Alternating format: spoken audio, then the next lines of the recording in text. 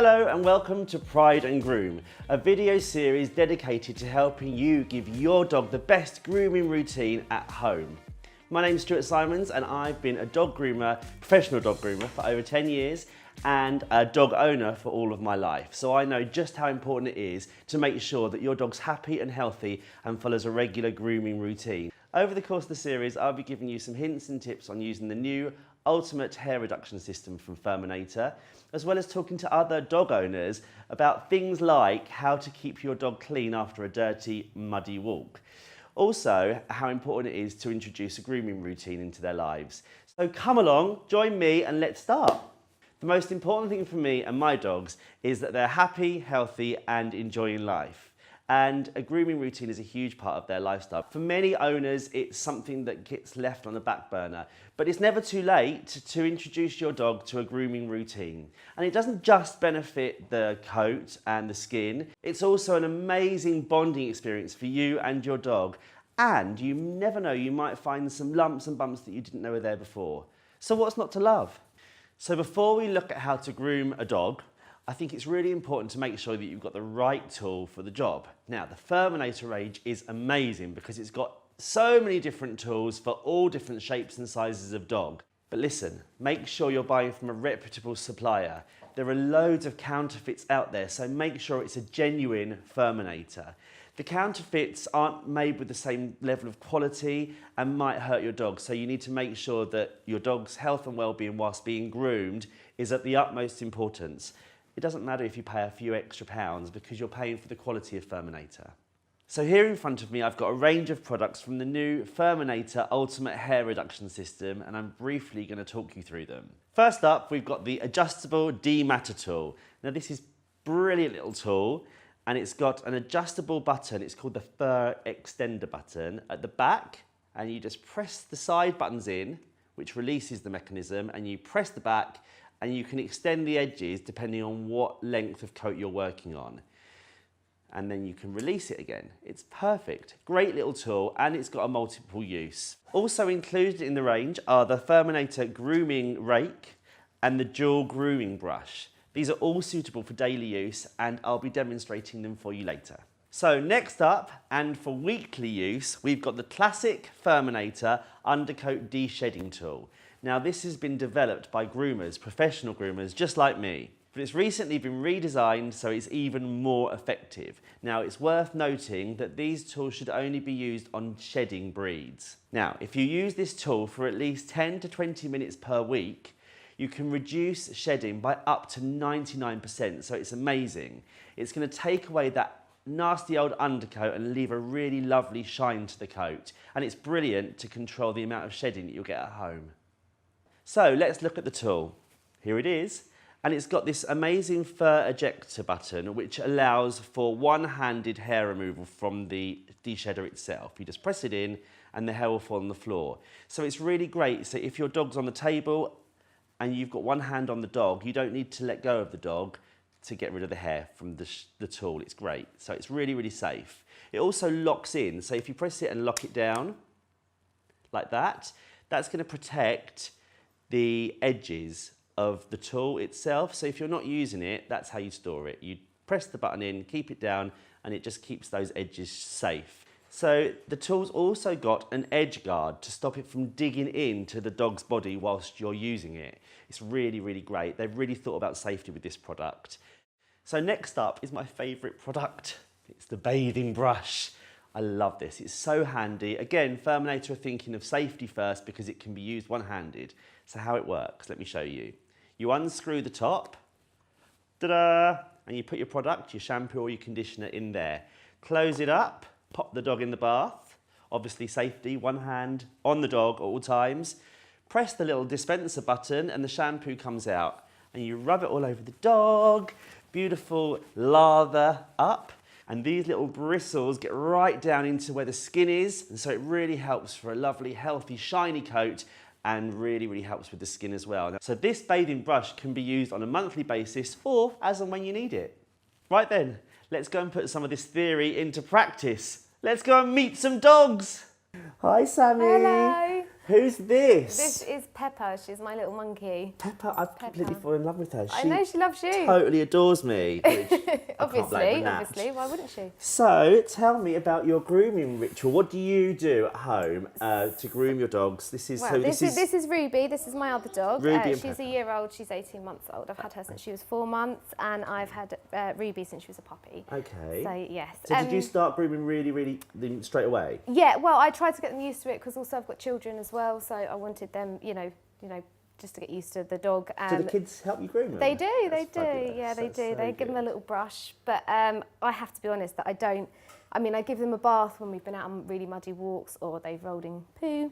But I don't always have, I work full time, I've got 2 children, I run my own business as well, so I don't always have time to give them a proper groom, so I just sort of give them a brush as and when I can, really. Okay, and so what do you use? And so do you use the same thing as the kids? The kids use the same tools? Just so that they're used to it. And at home, so how often do you do that? Probably once a week, as and when, and I try and do it as much as I can. They are my babies, so they do sleep in the bed with me. This one's so cheeky. You're such a cheeky one, aren't you? So yeah, so I need that. I notice when my bed is full up with hair, I'm like, right, that's when I need to give them a brush. Yeah. So they sleep in your bed. They do. Okay. They are my other children, my hairy children. Perfect. So what sort of brushes do you use? I started off with just a standard one from the pet shop, Something one like that. Yeah. But found that it didn't really do much. So then went on to something else, like a stripping brush, but then I decided that wasn't the one for them either. But, okay. Yeah. So do you still just use this? What do you use now? I started using the FURminator. My friend introduced me to that, and I found that was really effective.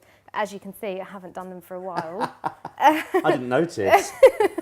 Yeah. So so I started using that, and I found that really effective because it gets like all the old hair out of them. And do you use the same FURminator on both dogs, or do you use? I do, but I'm actually not sure whether it's the right thing to use on Pepper. Well, we can talk about that today, can't we? Definitely. First of all, I'd say that for these two, I wouldn't use something like this. I mean, as a puppy, to get them used to it, this is called the dual grooming brush, and it's really great tool.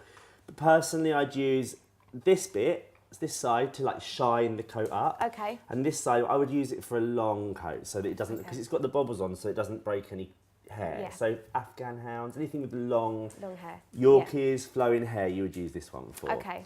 But it's great because if you feel it, nice and soft. it's really soft. So for a puppy, to get used to brushing, it's well, that's perfect. what I thought when I first got them. You thought absolutely right. Yeah. Your instincts were bang on, correct.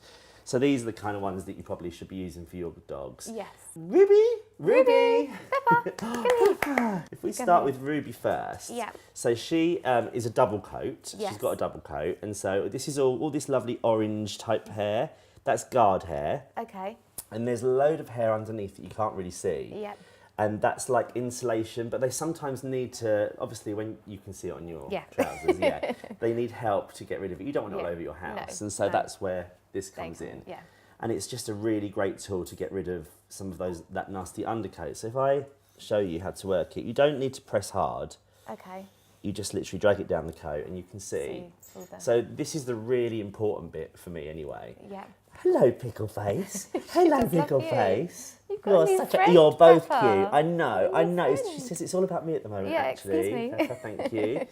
So if you look at the hair that we've dragged out of the coat, or FURminated out of the coat, you can see it's all undercoat. It's all hair that's ready to come out. There's no guard hairs in there, so you haven't got any of that. You see these orange guard hair. Yeah. The guard hair is the wiry stuff. Okay. There's none of that. So it's not breaking the coat. So it's really important that you check to make sure that what you're getting out is the right type of hair. Because if it's not, then you could be damaging the coat. You don't want to be doing that. And if you use the FURminator, I mean, it's been designed so well that you won't do that anyway. But so when you drag it down, you'll see it's been designed to make sure that you just take out the hair that's that you can take out, that's dead, that's ready to come out. Okay. It's not hurting her at all. Yeah. And then you've got this little button at the back. I know, perfect. Isn't that easy? It's fabulous. Straight in the bin. So for little Pepper, you don't need anything quite as big as that now. Big as this one. You're only tiny. Yeah. So she still needs it because, and don't forget. And it is the right brush for her too. This is I mean, she should be hand stripped, so you can she's got an undercoat, and there's an undercoat that's as important as the guard coat for her. Okay. So what I would do is, if you groom her, if she gets hand stripped, you just take out the guard hair like that. Okay. And it leaves the weatherproof undercoat underneath. And she should have that. I mean, I should imagine what I would do if it was me and I was sitting at home watching television, I'd probably just be plucking a few every so often. Okay. Do you know what I mean? I would, 100%. Right. And that we term that as called rolling the coat. It means that you're not taking out the whole lot, but you're taking a few bits that are ready to come out. And then if you use the small FURminator, and again, you don't press hard, just a little bit down the coat, you just want it to lay flat. And what you'll get out is only the hair that's dead and ready to come out. Okay. So there are some guard hairs in there, but there is also some undercoat in there. She hasn't got loads of undercoat, so it's a completely different grooming regime to what you use on Ruby, but it's still really important to use it. So you've got the guard hair plucking, first of all, and then you take away the undercoat with your... Only the undercoat that's ready to come out, of course, with your FURminator, and that's basically what I would advise you on them too. So there's two different things. Even though you've got two dogs with double coats, and they're using the same type of tool, there's still something to think about as far as the grooming is concerned. It's quite interesting. And how often do you think you would do that? Well, I try and do. I mean, sometimes my kids just grab a brush and just start grooming them. Yeah, well, that's good. Which is good. You've got them trained. Yeah, I know. But then, like you say, if I'm sitting there watching telly and I think, oh God, I've got loads of hairs on me, they need a brush. Shall I show you the areas on the dog that you're going to get most out of? Yeah, yes, please. Ruby! Ruby, come here. Ruby! Peppa. Look at that face. What have you been doing? What have you been up to? Probably eating my shoes. So, generally speaking, I find here and just below, the tail here. That's where you're going to get the most hair. Oh, wow, yeah. Yeah, you can see. So you're going to get the most hair. You can see, actually, if you look at the side here, it goes a bit lighter. Yeah. That's probably because it's undercoat. Okay. So you're going to get quite a lot down there. Actually, she's got quite a lot on her back. I mean, it's crazy, Yeah, I haven't done that for a while. And then just down here, but you have to be careful of this area because that's the danger area. Okay. If you feel that, you can feel how thin that is. Yeah, of course. Yeah, you don't want to go down there with the brush. No. So just there. Okay. And you're going to get a nice lot out. They generally tend to drop the hair most from those areas, so you're going to find that's going to help you at home.